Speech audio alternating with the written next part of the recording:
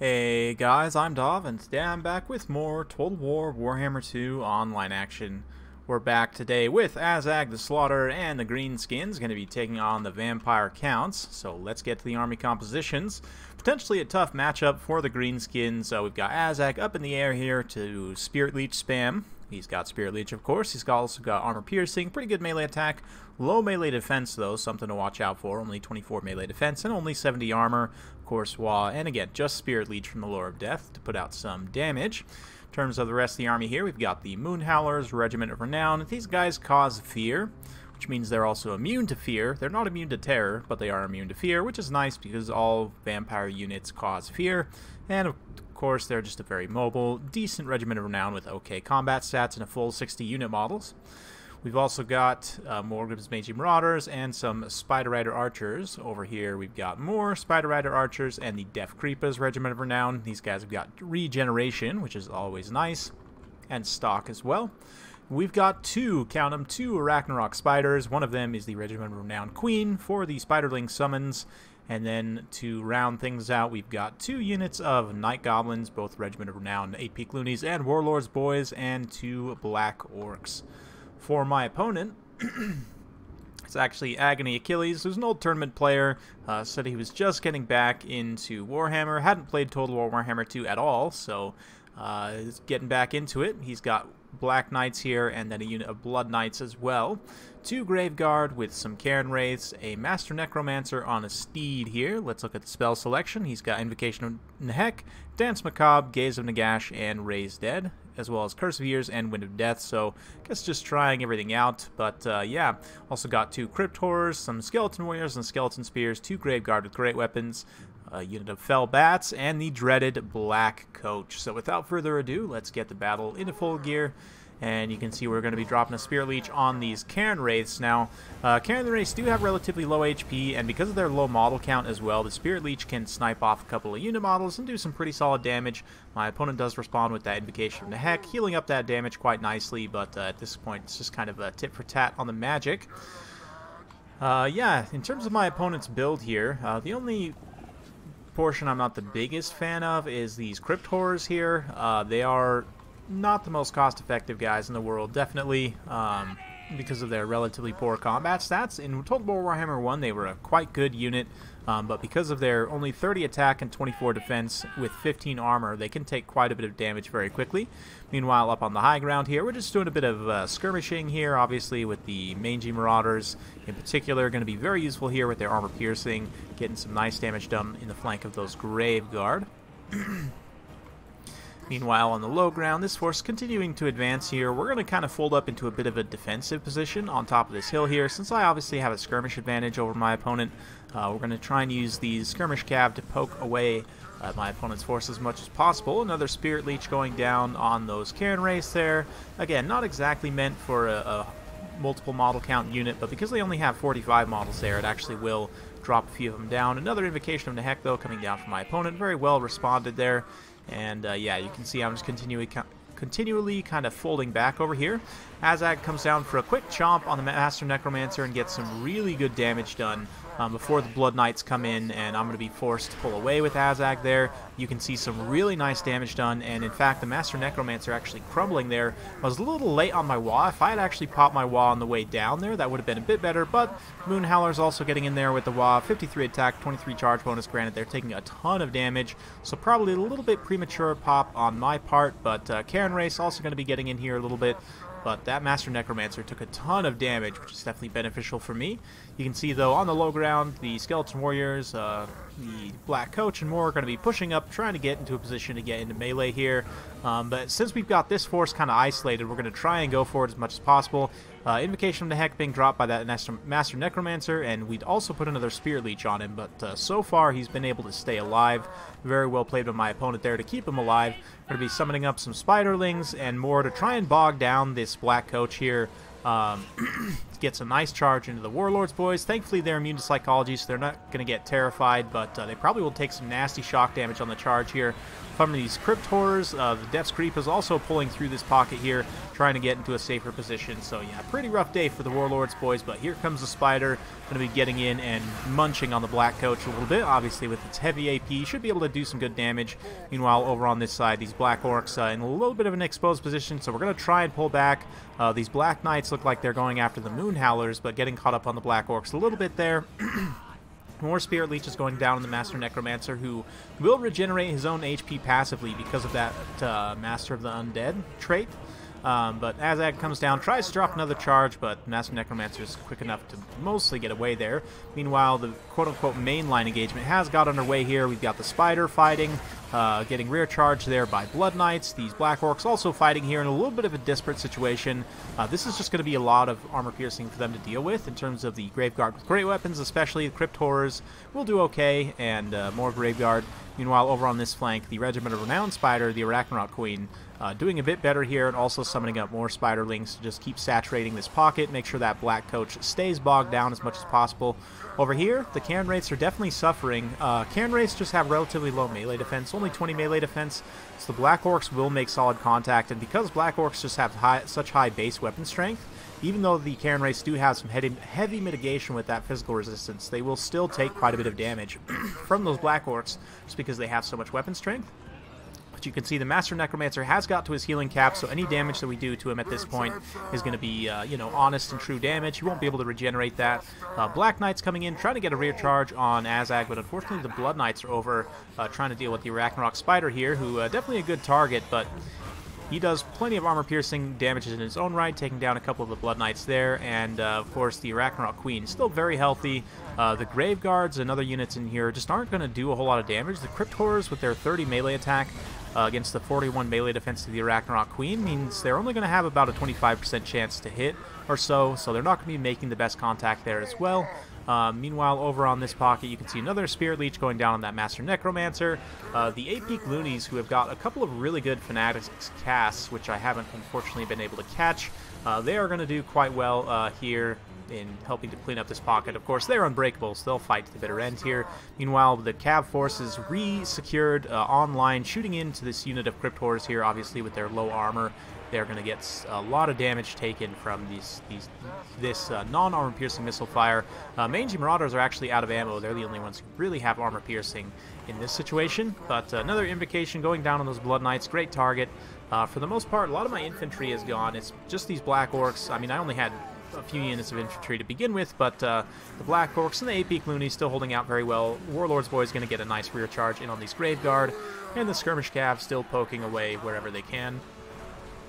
Yeah, the Arachnarok Queen's done a ton of damage to the Black Coach and crumbled away a lot of the infantry in this pocket. We're going to try and reunify with this other Arachnarok Spider here and finish off the Master Necromancer. Only 1 or 2 attacks, and we should be able to set him to crumbling. Unfortunately, Azhag is dove into these Graveguard, which is not the best, but gets a good attack there on the Master Necromancer. The Spider's online to support. The Blood Knights are going to come over and try and spring this Master Necromancer loose, but honestly, at this point, he's not long for this world. Again, the healing cap and everything, only about 300 HP, so as soon as we set him to crumbling, should be able to finish things off. You can see here the Black Coach is a bit exposed, so we're probably going to come in with everything here. Potentially. Actually, the wall being popped for the second time, and all of these Spider Riders, who are mostly out of ammo, going to rear charge the Blood Knights here. Actually do some decent damage to them, despite the fact that they're non-armor piercing, non-anti-large units. And then the Master Necromancer goes down to Azhag, and with that, a lot of the Vampire units are going to start crumbling.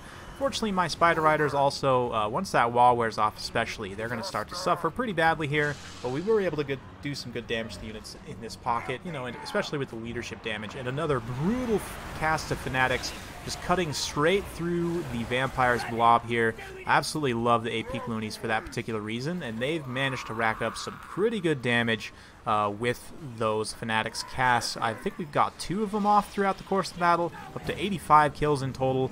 You can see the Black Coach still online though, up to 59. Azhag's going to come down and try and silence the Vampire Uber here.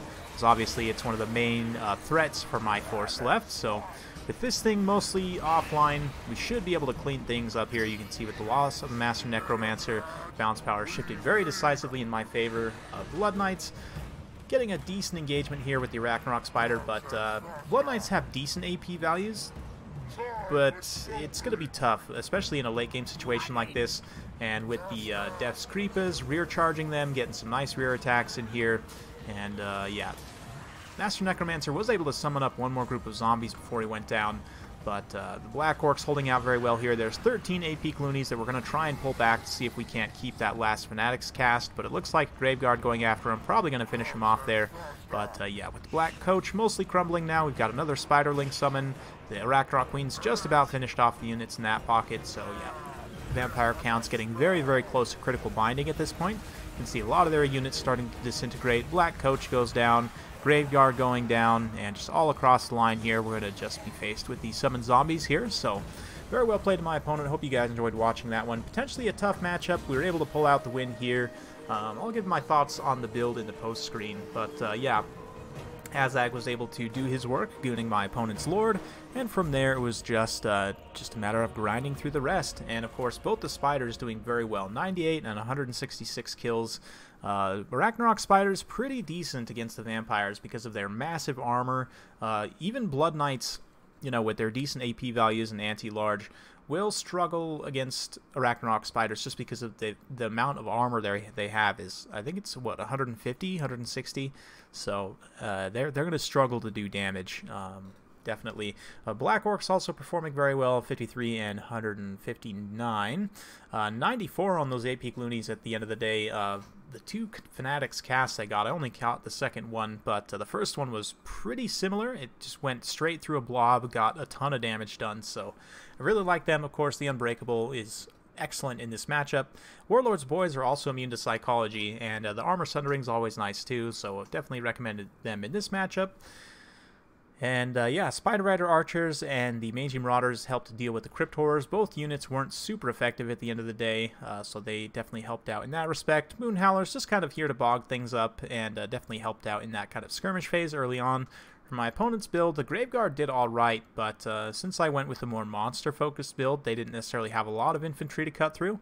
And the Black Orcs will trade pretty well against Graveguard with great weapons. The Blood Knights were definitely the bright spot, as well as the Black Coach, of course. But Blood Knights are super good in this matchup, and I would definitely recommend bringing more of them. In fact, I would go as far as to say you cut these two Crypt Horrors, and what, that's 1,600? Maybe you cut some spells on the Master Necro as well. You can afford a second Blood Knight. I honestly might even cut these two Graveguard with great weapons to get a third Blood Knight. That's going to give you a lot of elite killing power.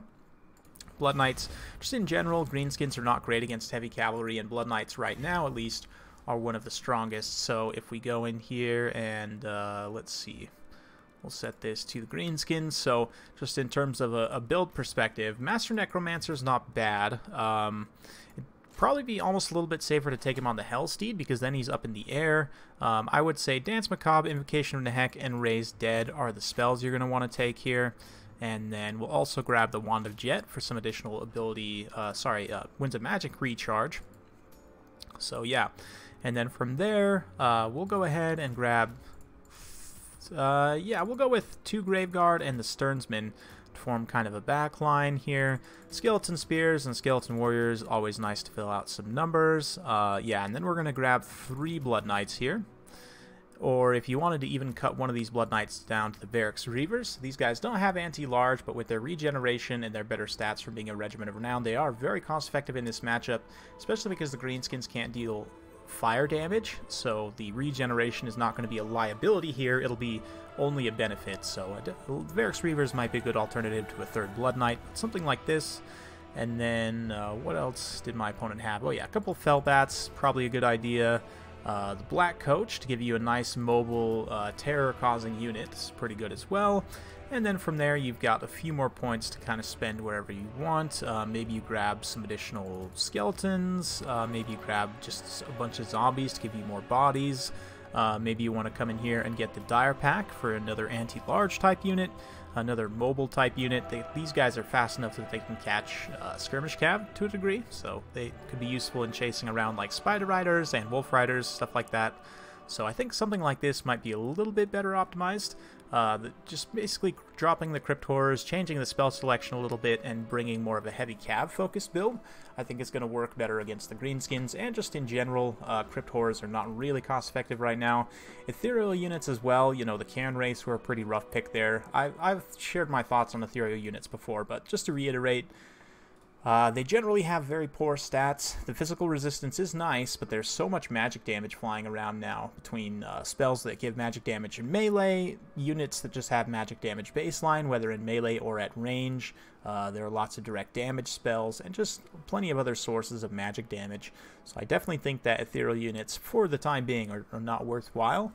If you were to buff their health up a little bit, I think they would definitely be a lot more worthwhile.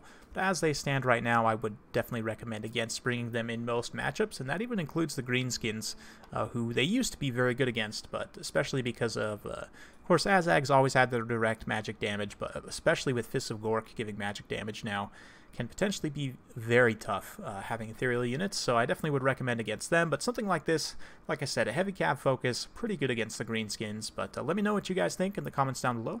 Hope you guys enjoyed watching. If you do like this sort of content, be sure to like, subscribe, hit that bell notification button so every time I upload a new video, you'll be notified. Thanks again for watching. We'll see you next time.